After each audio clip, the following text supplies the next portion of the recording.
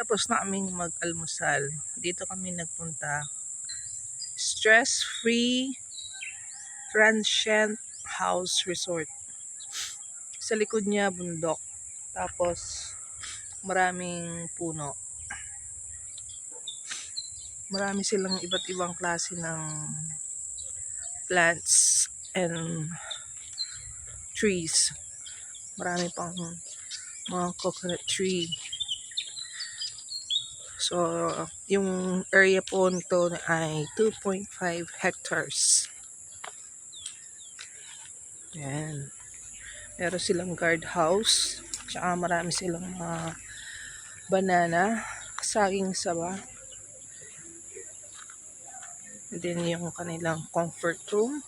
Ito yung kanilang dining area.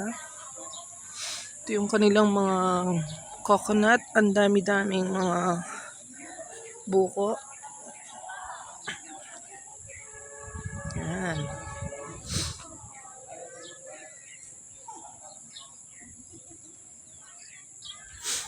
So, ito yung kanilang garden. Ito, mga San Francisco.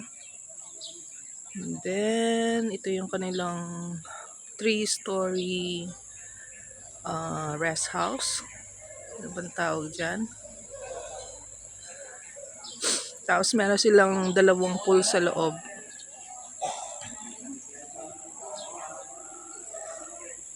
Taas.